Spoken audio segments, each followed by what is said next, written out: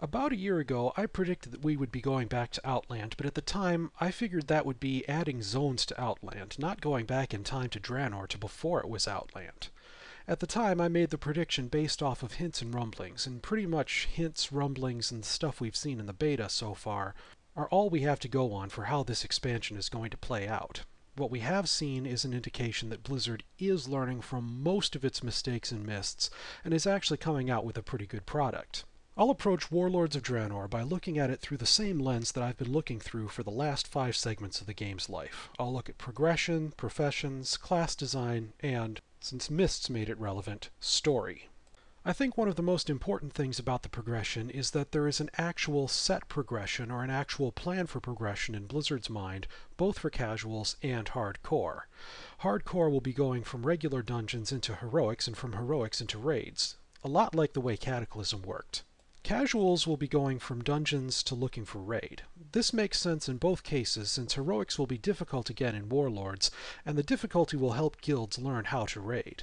And it's worth stating that the new raiding system with flexibility will make it easier to move from casual to hardcore if you want to, and considering that there are good rewards, people might move from casual into hardcore. Remember my stuff was rare observation from my vanilla video? Stuff will once again be rare in Warlords of Draenor, since looking for raid gear won't be a recoloring of raiding gear per se. It's also clear when it comes to reputations that Blizzard is learning from its mistakes and mists, or at least they're trying to. Instead of bringing back the Wrath of the Lich King or Cataclysm tabard system, they're taking reputations out of progression altogether. Most reputation rewards are cosmetic and don't really provide you with gear, and what little gear there is looks more like a reward for getting your feet wet and giving the faction a shot, and it looks like it's for leveling. One thing about progression makes me nervous, though. Valor and Justice points are gone. Now, because I made this series and did the research for it, I know that Badges of Justice were added in the Burning Crusade to nerf the random number gods. Even if you didn't get any gear out of a particular run, you would at least get Badges of Justice off of every boss, and Badges of Justice could be turned into vendors to purchase gear. Badges of Justice eventually evolved into the Justice Point and Valor Point system, which worked much the same way. Without Justice or Valor Points or Reputation gear, there will be far fewer ways of getting your hands on gear. It's pretty much limited to random drops and craftable items from professions. That sounds an awful lot like vanilla, but Warlords of Draenor has looking for group and looking for raid, and vanilla didn't. We'll have to see if those make it convenient enough. One other thing, I did find the gear that drops in raids pretty impressive. I mean, take a look at the Paladin gear. This is what Crystal Forge should have looked like. This is what that gear ought to be, a real draw to get into ratings per se, but, well, I digress. Now in Warlords, professions are losing a lot of the variety they have. They in fact have only one gem in the whole expansion. That's kind of understandable since there will be far fewer gear items with sockets in them, but I digress. The fact is, we may not need that much variety in professions for them to be fun. Blizzard is revamping every profession. For example, it is possible for you to get your hands on profession gear without actually getting that profession yourself, according to the garrison system. You can just create a building that is geared to that profession, and that building can produce gear for you. I worry that that's going to make actually having a profession less marketable. We'll have to see how that plays out. On the subject of garrisons, Blizzard seems to be trying to learn lessons from the Half-Hill farm in Mists of Pandaria, and that at least kept me engaged enough to take my Half-Hill reputation to Exalted. It kind of feels like garrisons are to all the professions what the Half-Hill farm was to cooking. Except garrisons have other functions as well, and the garrison is like Half-Hill on steroids, mixed with a dose of the base building gameplay from Warcraft 3, which is the Warcraft game that immediately predates World of Warcraft. The garrison has so much stuff in it that it's intended to be the hub for the player's activity. You often and repeatedly go back to it. This is another thing that makes me a little bit nervous about Warlords of Draenor. Blizzard seems to be putting all of its eggs in one basket with garrisons. They put all their eggs in one basket in Mists of Pandaria with daily quests, and that turned out to be a bad thing. If garrisons turn out to be fun, useful, and engaging, then sure, it's a good thing that they're making garrisons so important. But if they screw up with garrisons, then, well, Blizzard should have used more baskets.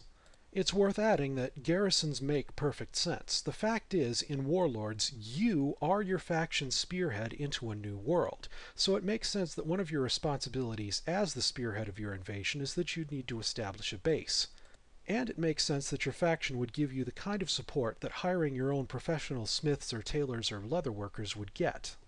So it makes perfect sense from a story perspective that garrisons are going to be in the game. In fact, Blizzard is keeping around one of the things that worked in Mists of Pandaria: story.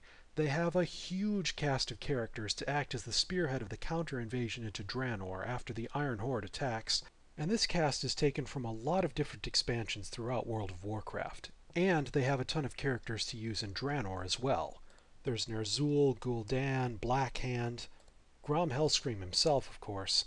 And it's worth adding that Blizzard already knows how the story of Warlords of Draenor is going to end, and what they want to do after Warlords is done.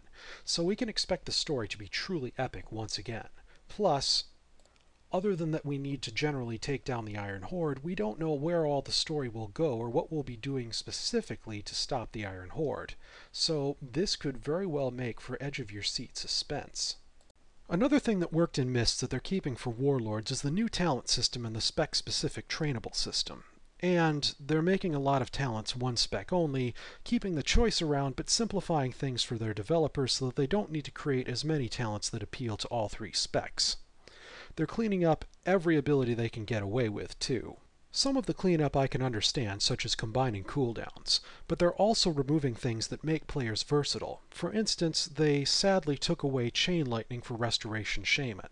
This, I think, is a bad idea. You can imagine how a guy will feel about them removing Chain Lightning when he spent so much of his time in Part 11 harping about Holy's lack of AoE instead of talking about how Paladin auras were completely gone in Mists, the spell system was reworked, intellect no longer affected your maximum mana, and I find myself even at the end wishing that I had mentioned other stuff sooner. Well, this time I have another reason to think that all this ability pruning is a bad thing. For context, Blizzard is once again redoing the stats. Some long-standing stats such as hit, parry, and dodge are gone. They're bringing in new stats that are supposed to be more interesting, such as multi-strike, bonus armor, and, poignantly, versatility.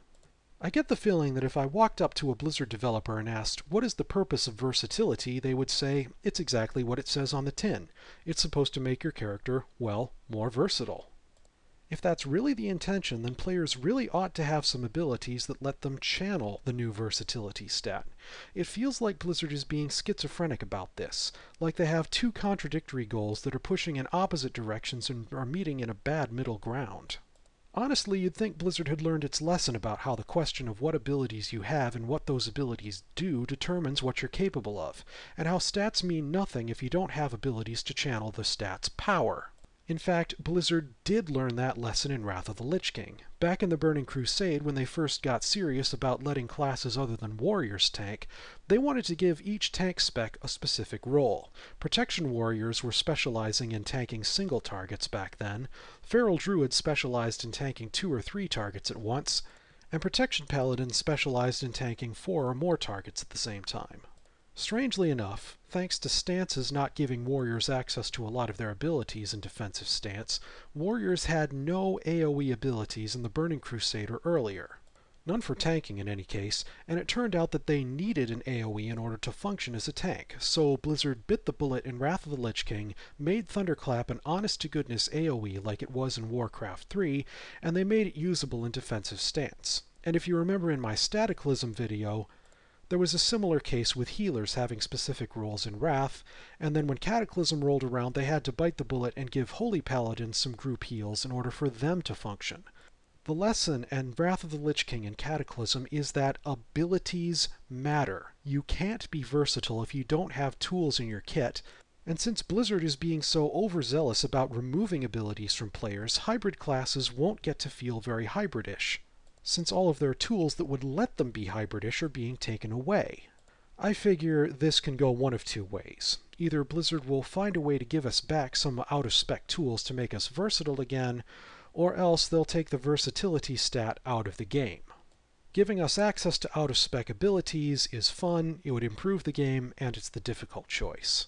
Taking versatility out of the game is the easy choice. I kind of expect that they're going to go with the easy one. Blizzard, I dare you to prove me wrong on this. Anyhow, you've probably heard enough about this. Besides versatility and the overzealous spellbar cleanup, Warlords of Draenor looks like it's going to be mostly more of the same of what we got in Mists of Pandaria as far as class design goes. That being said, the perk system is different from anything else we've seen in the game before. Because Blizzard really doesn't want to give us any new spells, they're giving us a bunch of passives that generally make us more effective. These add back procs and changes to rotation and play, and the Holy Shock change in particular for Holy Paladins brings back the old Daybreak proc from Cataclysm, which is something that I really liked. Also, they're redoing healing again, and it feels like they're trying to do the same thing in Warlords that they were trying to do in Cataclysm. They're dramatically increasing player health pools, and they're trying to make mana and thinking while you heal matter. That being said, our mana return buttons are now gone. I'm not quite sure what to make of this, but I'm guessing mana return over time is going to play a pretty hefty role. There's one more thing about Warlords that makes me nervous, and that's Alex Afrasiabi. When I found out he was going to be coming back to WoW, it made me want to shield Hearth in real life. If you watch Does Blizzard Really Hate Paladins, you'll know that I think it was his fault it sucked to be a paladin in vanilla, and that it's his fault warriors were the only tanking class back then. I can't prove it, but I still believe it. On the other hand, his job title was quest designer, and vanilla had some pretty epic quests, like class-specific quests to craft some great gear like Varigan's Fist or Benediction, quests to learn powerful spells like Resurrection, and there were some awesome group quests that gave you a "you are here" feeling, such as the Battle of Darrowshire in the Eastern Plaguelands. If Alex Afrasiabi was behind those, then he might be just what WoW needs right now. And say what you will about him, he never inflicted grindy daily quests on us in vanilla. Now, I said earlier in this video that the writers have an idea what they want to do after Warlords of Draenor is over. But the question of whether World of Warcraft is still going to be on the market that long is yet to be seen. I overall have more fun with League of Legends, though I'd have more fun in it if they frickin' brought back Ultra Rapid Fire, and League of Legends is a free game. World of Warcraft has a huge cost, and it serves both as a barrier to entry and as a deterrent for sticking around. It costs money to buy the expansion in the first place, and it costs even more to keep playing for monthly fees. A lot of players who were teenagers back when World of Warcraft came out are now 20-something adults who don't want an extra $180 of expenses per year. Blizzard is probably going to need to rethink their pricing system, if they want to remain competitive. Also, Mists of Pandaria was a flop, and they are really going to need to hit it out of the park with Warlords if they want to save World of Warcraft and return it to its glory days in Wrath of the Lich King.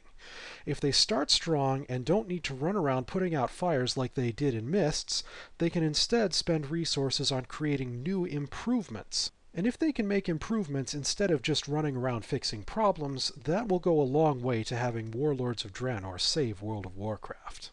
Though, let's say that the worst happens. Let's say that Warlords of Draenor isn't very good, and World of Warcraft essentially dies. They could still continue the story of Warcraft. There are some advantages to them ditching World of Warcraft and making a real-time strategy game instead. The way things are now, they're actually pretty restricted in what the writers can and can't have happen in the game. For instance, they can't write a story where the Blood Elves and the Forsaken split off from the Horde.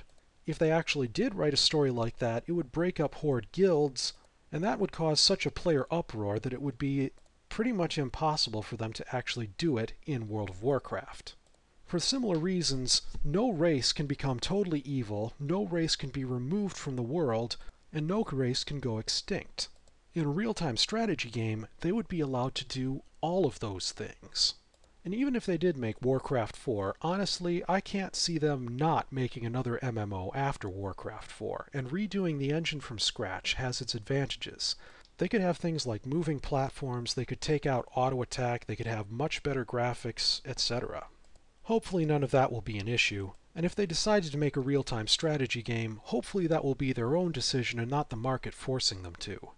To be honest, I don't know how much longer I'm going to keep on playing World of Warcraft, or how long Blizzard will let me for that matter, but I know that I am going to give Blizzard a chance to wow me with Warlords of Draenor. I should probably tell you guys that it'll probably be a while before I make another World of Warcraft video. I have a Brony project in mind. As promised, that'll be in another channel.